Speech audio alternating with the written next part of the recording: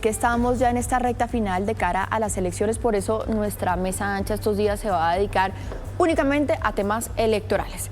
Hoy arranquemos por esta polémica que hay, por supuesto, un poco más allá de qué tan polémica es la propuesta o no, o conveniente e inconveniente, la propuesta de pagar por las denuncias de compra de votos, es esta pelea institucional que se da nuevamente entre el fiscal Barbosa y el presidente de la República. Entonces el fiscal dice, entonces ahora van a salir con unos barriles a pagar. Anuncia además o amenaza con investigaciones por peculado a los funcionarios que paguen esto, y el presidente de la República contesta diciendo, yo mismo soy el que va a ir a entregar la plata, o sea, investígueme a mí, fiscal.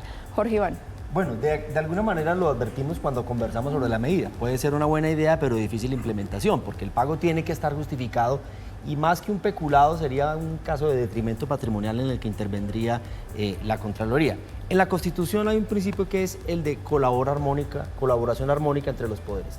Eso es lo que debería regir las relaciones entre las instituciones, no el protagonismo de quienes las encabezan, ¿sí? Me parece que ese no es un buen mensaje para ninguno de los dos. Yo creo que especialmente el fiscal Barbosa no ha entendido la dimensión institucional del cargo. Y pues nos quedamos en el debate y no nos quedamos en el tema de fondo, que es que en las elecciones en Colombia hay unas operaciones complejísimas de compra de votos, unas redes clientelares y digamos eso pasa como a segundo plano en la discusión. Jorge Iván, y son diversas las formas de compra de votos, que es algo de lo que no hemos hablado y lo que no se ha discutido lo suficiente. No solamente es comprar el voto de yo le doy 100.000 pesos por su voto, sino que también hay mercados, hay tamales, hay intercambios y trueques de otras formas que no son tan fáciles tampoco de rastrear, y detrás de los que sí hay una red importante que maneja esa compra de votos. Ahí es donde el fiscal a mí me parece que salió un poco perezoso, porque el fiscal dice, no, pues es que va a ser complejo abrir una investigación a cada persona. No, es que lo que hay que investigar es lo que va detrás, y al parecer al fiscal le da pereza y no tiene como muchas ganitas de ahondar lo que hay detrás en esas grandes redes de corrupción electoral y de compra de votos. Julio César. Pues esto es un episodio más. Yo coincido en que, digamos, la participación del fiscal en este episodio no se compadece con su dignidad, pero la del presidente tampoco, ¿no? Como decía Maritza, él ayer trinó lo siguiente: yo mismo entregaré todas las recompensas de las personas que efectivamente nos hagan judicializar compradores de votos, escribió en la red social X.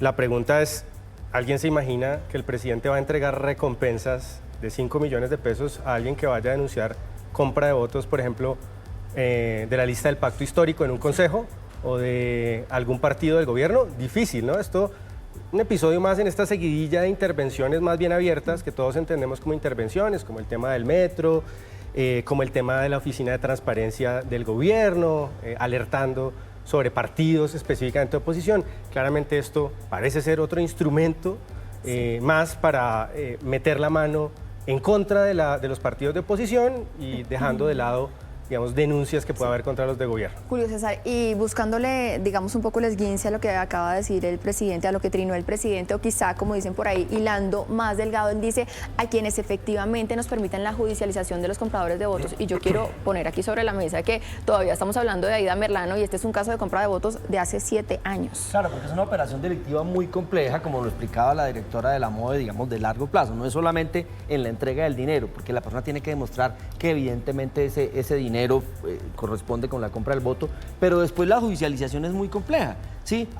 La policía tiene que llegar al sitio, tiene que poner las personas a disposición de los jueces, tiene que presentarse las pruebas, de tal suerte que la judicialización de un caso de esos puede durar meses, ¿sí? Con una incertidumbre de que no se logre probar, y entonces lo que decimos aquí, una buena idea, ¿quién no está de acuerdo con que se denuncie la compra de votos? Y que no terminemos en lo que decíamos que día también, que es que termine judicializándose a alguien que también es víctima dentro de toda esta cadena de compra de votos. Entonces al señor que maneja el bus y que transporta a la gente. Tenemos un súper ejemplo, que es lo que pasó con la compra de votos, la persona que compró votos para María Fernanda Cabal.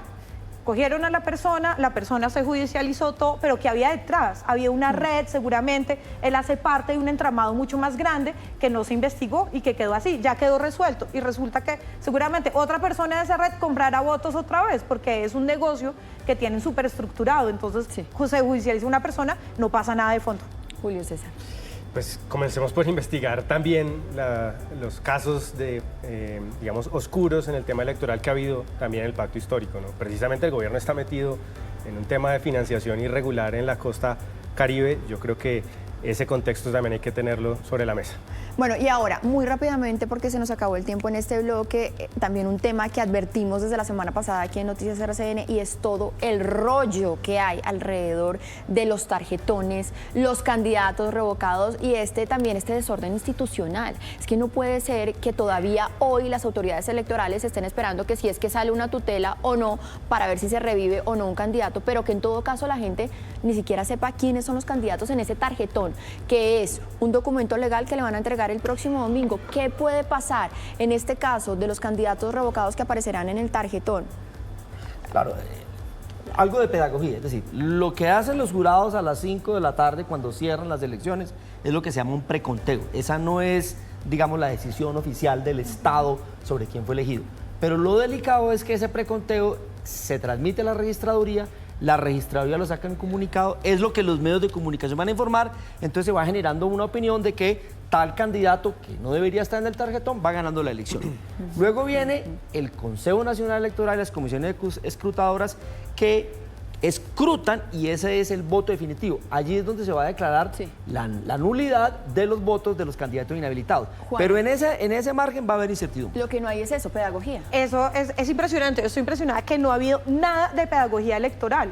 Entonces, además, la gente va a ir a votar sin saber que los candidatos están inhabilitados. El caso de Rodolfo Hernández creo que es el que más hemos escuchado y además Rodolfo Hernández sigue haciendo campaña porque no hay ninguna manera de pararlo de que deje de hacer campaña y no ha habido ninguna información, ninguna pedagogía institucional súper necesaria para controlar este tipo de casos. Y eso, por supuesto, es una incertidumbre durante todos estos días, pero además es que las autoridades se están preparando para que en esas ciudades o en esos departamentos haya azonadas, Julio César, para cerrar muy rápidamente. Sí, yo creo que no es lo ideal, pero la registraduría tiene la obligación de corregir este despelote, no solamente con pedagogía los días previos a las elecciones, sino incluso en boca de urna. Antes de que el ciudadano vaya a votar, se le tiene que informar a cada uno que hay unos candidatos inhabilitados en ese tarjetón y tiene que ser muy claro. Tiene que haber un formato, un aviso, o los jurados tienen que advertírselo, pero no puede ser que un ciudadano vote por alguien que aparece en el tarjetón y luego le digan que no estaba habilitado para ser elegido. Eso es, cada voto de esos va a ser una derrota para la democracia y eso no se puede permitir. Por lo pronto esa tarea cayó en manos de los medios de comunicación y desde acá, desde Noticias RCN, sí que nos hemos comprometido con el tema de la pedagogía electoral y sobre todo en estos casos. Vamos con la mesa ancha, vamos a seguir hablando de temas electorales.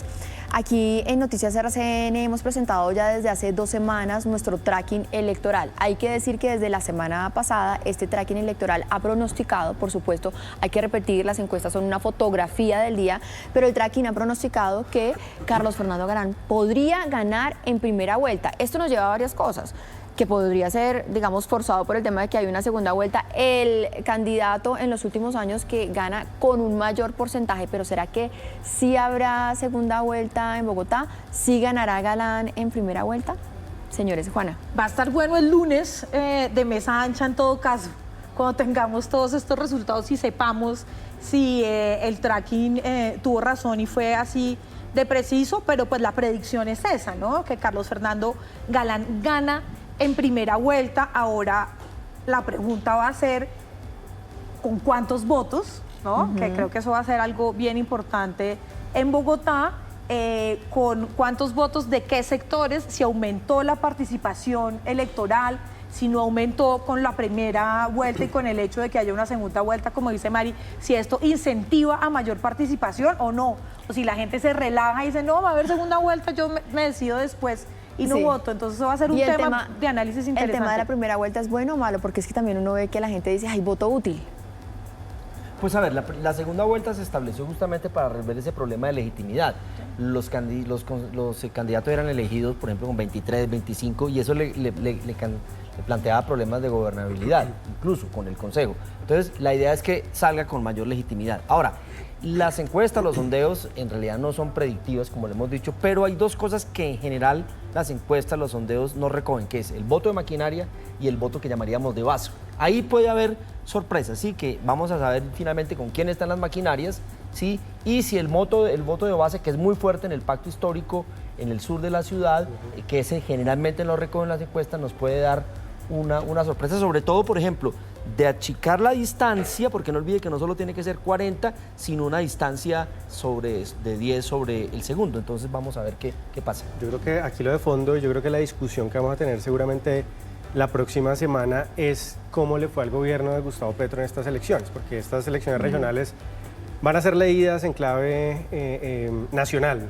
¿no? Y la oposición está tratando de plantear, yo creo que hasta cierto punto eso es verdad, está tratando de plantear estas elecciones como un plebiscito sobre la gestión del gobierno y sobre la legitimidad de las reformas sociales que están cursando en el Congreso. Y en ese sentido, aquí lo que vamos a ver, yo creo, la gran noticia que vamos a estar leyendo el domingo es si va a haber segunda vuelta, ¿no? Si Carlos Fernando Galán gana en esta primera contienda, sería una derrota fuerte para el petrismo, ni siquiera que su candidato pase a segunda instancia, y quizá me parecería más duro que hubiera segunda vuelta, pero que estuviera fuera el petrismo. Entonces yo creo que esas van a ser como las claves para leer pero mire que la contienda del domingo. Leí a Ian Bassé que decía totalmente lo contrario, Julio. Decía, el pacto histórico electoralmente, aparte de tener presidente, es muy pobre. Entonces, cualquier cosa que gane va a ser ganancia. Pero decía Ian Hoy Bassé. tiene 8 alcaldes, por ejemplo.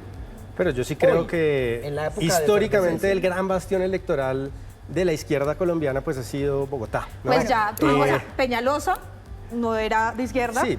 Claudia López, Partido Verde, ahora que muy posiblemente gane Galán, seguiría con la onda en la que viene Bogotá los últimos años. Ahora, todo el mundo no me siempre sorprende. todo el mundo siempre mide en términos de victorias o derrotas en las elecciones los alcaldes y los gobernadores, pero pues hay muchos partidos que también juegan a sobrevivir porque como Colombia es un péndulo, entonces mientras tengamos concejales, mientras tengamos diputados, pues nos reforzamos para las siguientes elecciones.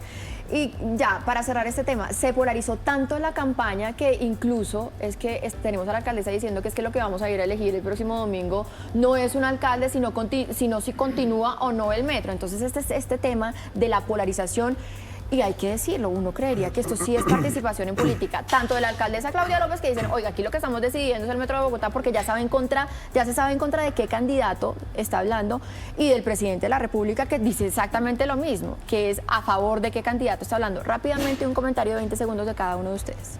El hacer un metro técnicamente es muy complejo, financieramente es muy difícil, pero si además le metemos la variable política, ahí sí que es imposible hacerlo. En Bogotá, la historia del metro ha sido una constante tensión entre el gobierno nacional y el gobierno distrital desde Sanz de Santa María. Les estoy hablando desde 1942.